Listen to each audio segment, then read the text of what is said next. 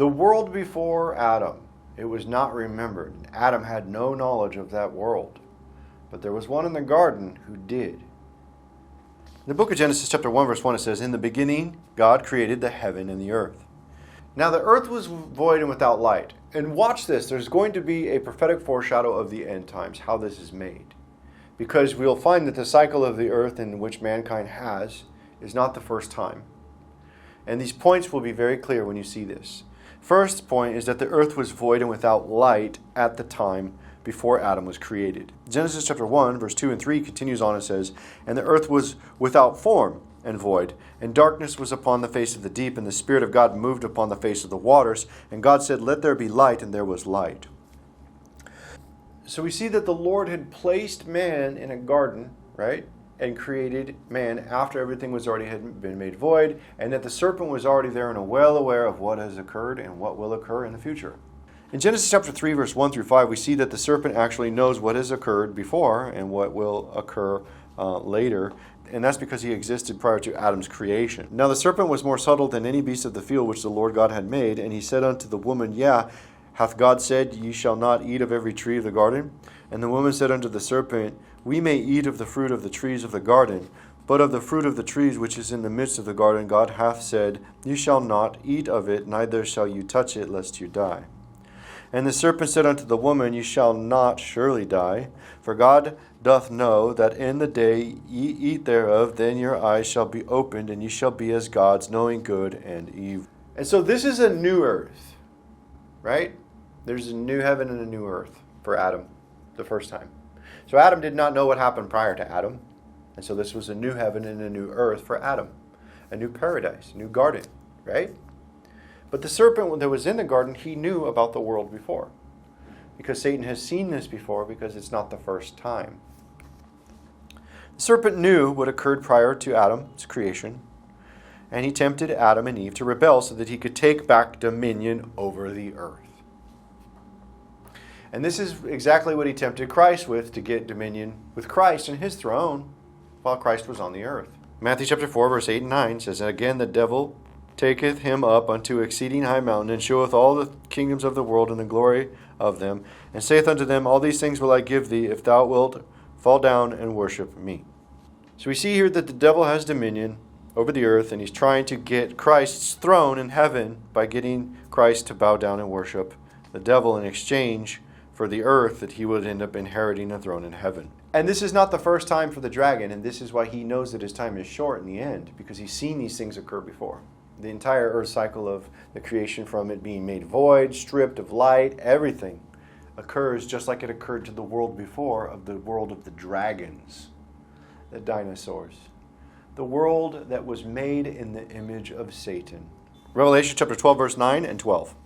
And the great dragon was cast out, that old serpent called the devil and Satan, which deceiveth the whole world. He was cast out into the earth, and his angels were cast out with him.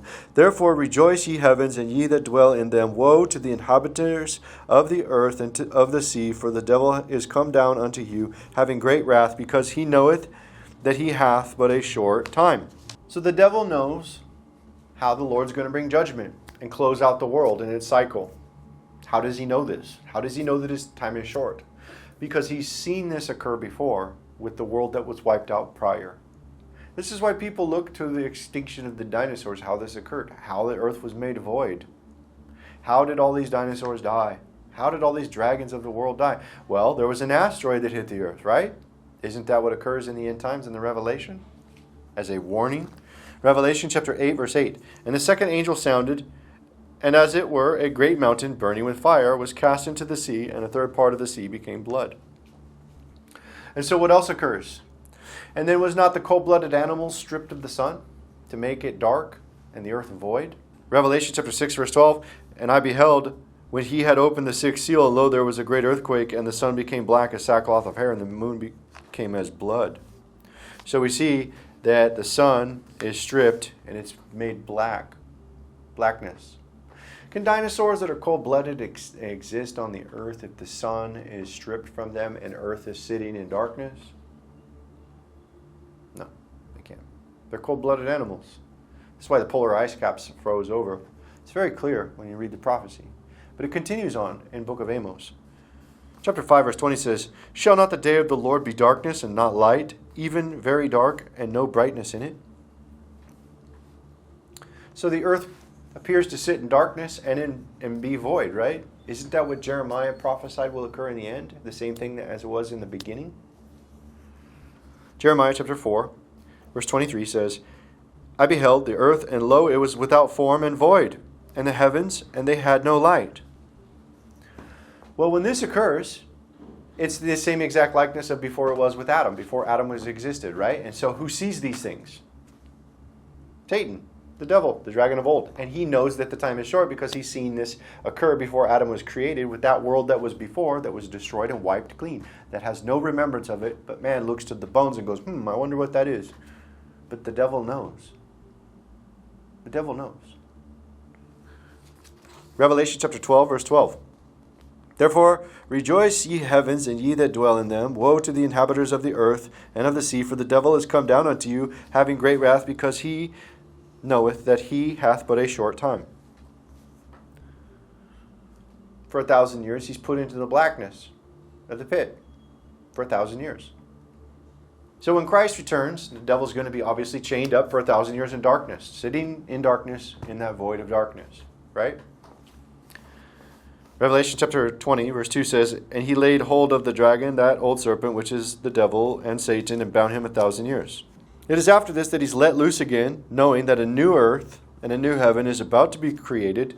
So what he does is he quickly tries to get and gather the people again to surround Jerusalem to put an end to it so it could be stopped, because he knows that what's going to occur after that 1,000 years is the 8th day, where all flesh is cut off like the circumcision on earth, and a new heaven and a new earth is created.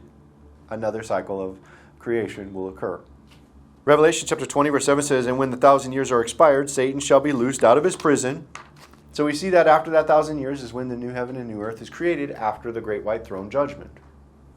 Revelation chapter 20, verse 11 says, And I saw a great white throne, and him that sat on it, from whose face the earth and heaven fled away, and there was found no place for them. So this is what? Heaven and earth fleeing away from the face of the Lord at the day of the great white throne judgment after the 7,000 years, right? The 1,000-year reign is the 7th-day Sabbath, and after that 7th-day Sabbath, Satan's let loose for a short season, tricks the earth, and they are destroyed. And then there's the great white throne judgment, which is the beginning of the 8th day, where the circumcision of all flesh is cut off from the earth. Very simple. And a new heaven and a new earth is created. Revelation chapter 21, verse 1. And I saw a new heaven and a new earth, for the first heaven and the first earth were passed away, and there was no more sea. So we see all the likenesses of the things that occurred in the world before, when the dinosaurs were wiped out, when Adam inherited an earth that was without form, dark and void, and it was absent of life. And then a new heaven and a new earth were created, that the Garden of Eden was created, and paradise of God. This will occur again after the 7,000 years. Satan knows that, and that's why he knows his time is short. We see that in the book of Revelation chapter 21, verse 1. It continues on after the great white throne judgment, in a continuation of Revelation chapter 20 at the end of that chapter. And we see then it talks about a new heaven and a new earth. That's an addendum to that chapter prior.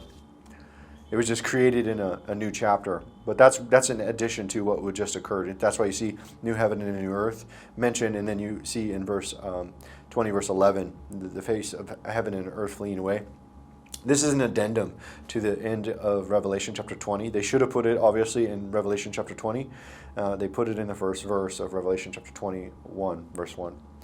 And so we see that the new heaven and new earth is created, in which then men will watch over the new creation of heaven and earth for the next thing as watchers, just like the angels watched over the creation of us, and just like Satan from the world prior watched over us. It will go on, and it goes on forever and ever and ever and ever. This is not the first time, and it won't be the last. It's forever and ever. Isaiah chapter 66, verse 22 says, For as the new heavens and the new earth, which I will make, shall remain before me, saith the Lord, so shall your seed and your name remain. And this is the earth, that is the new earth, which Adam inherited, which is the old world that belonged to Satan. And the new earth that will be created will be the old world of ours, that the new creation will have no remembrance of what occurred from this point forward at the 7,000th year being ended. And this is the prophecy of Adam's earth.